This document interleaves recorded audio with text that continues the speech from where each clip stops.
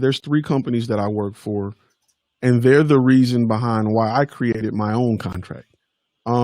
Best Western had a contract that was like, what? Really? Samsung and Verizon are 3 companies that I work for that hit me with a contract that was, you couldn't even talk about it. Like it was so, like the contract I got from Samsung was like, it took time to download. Like that's how thick it was. Painful. Like, what? It was, it had an NDA, it had everything. So now I present my contract to clients like, yeah, okay. And then let them take that to their lawyer. And then we can, you know, we can meet somewhere in the middle. But if you don't have that type of bargaining power, like if you don't have the ability to say, you know, this is okay, this is not, this is okay, here's our contract, you make sure you sign that as well. And, you know, we'll go from there. You will be lost. It's kind of like being a music artist and you get your first deal and you just sign it and get the money and you don't realize that you're being, you know, you're just, the things aren't in your favor. So make sure you have someone that you can take a contract that you receive to look over. There's some online legal websites and some local, you know, flat rate programs that may work in your area where you can pay a flat rate to get legal advice. I don't know how fast the turnaround time is, but you want to make sure you protect yourself, you know, legally, because you may think you're doing pictures for an event and you may see your pictures on a huge board at NAB or some other event and you don't remember authorizing it, but they have the ability to do whatever they want with the images because you didn't read the small print. That's like the time I was sitting in traffic and a city bus pulls up and all of a sudden I look at it, you know, the advertisements on the side of the city bus, and I look at it and I was like, I took that picture. And I did not authorize usage of it. But again, I didn't have all the contracts in place. But you sell contracts. You have contracts on your website, right, Ty?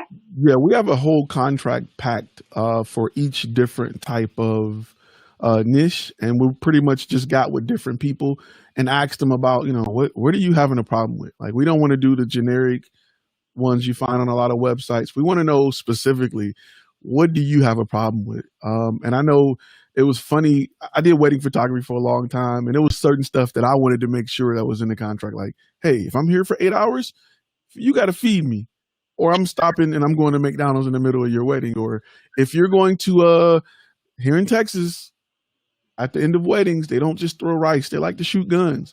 If I'm a drone operator or I have my crew on staff, about that. Like, I don't want to have my crew out there. So I started developing contracts that are specific for each different niche, that have a whole lot of different clauses that you may not find in traditional contracts, like the uncle clause. If you got somebody that keeps talking to me about photography stuff and I'm trying to capture this wedding, like, bro, come get your uncle. You want to ask me about lenses and all of that? I'm gonna give you 2 strikes to get your uncle. And if not, I'm packing up. Or just because you get people that just want to, hey, that's just not the new 70 to 200 f2.8 with the, yes sir, it is. Do you got the, sir? I'm working. Right? So you got to have stuff like that to make sure you include in the contract to protect yourself, depending on whatever niche you're in, because you would be shocked at some of the Texas clause, man. I would have never have thought of that. Yeah. I mean, even if you got fireworks, what if you're doing a wedding, you got fireworks? If I got a drone, I need to know about that. I'm flying my drone in and you guys are just, you know, fireworks everywhere. Or if I have a video team and my team, I like to keep my team protected. They, you know, I'm a veteran, right? Veterans react differently to fireworks due to PTSD and things like that.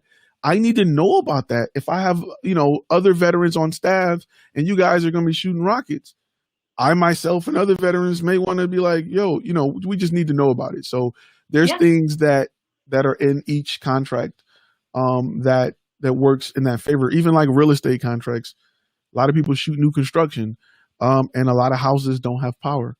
How can I create content in a house that don't have power? So you have to provide that. Just little stuff like that are each one based off talking and working with different people in the industry. So you want to make sure that your contract game is right, because a lot of people think that these customers need your raw files to go out and do all this crazy stuff or have your picture on the side of a billboard, and they don't.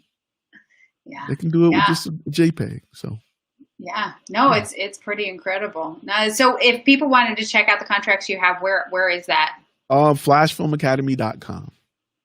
It's the website. Bookmark it, y'all. There you go. Real quick, I have a quick question. Which Ray Vans Visual says, should you have a DBA and LLC to hand out contracts? So I personally would have an LLC. I wouldn't have a DBA unless you have a DBA for the LLC, but you want to have an LLC. You want to make sure your business is separate from yourself, because if something happens, if somebody trips over your wireless cable to connect your flash to your camera and they trip and fall and they take you to court, you do not want people showing up at your door to get your furniture and your wife's ring. You want to make sure it's separate. It's a different business to protect yourself. Yeah.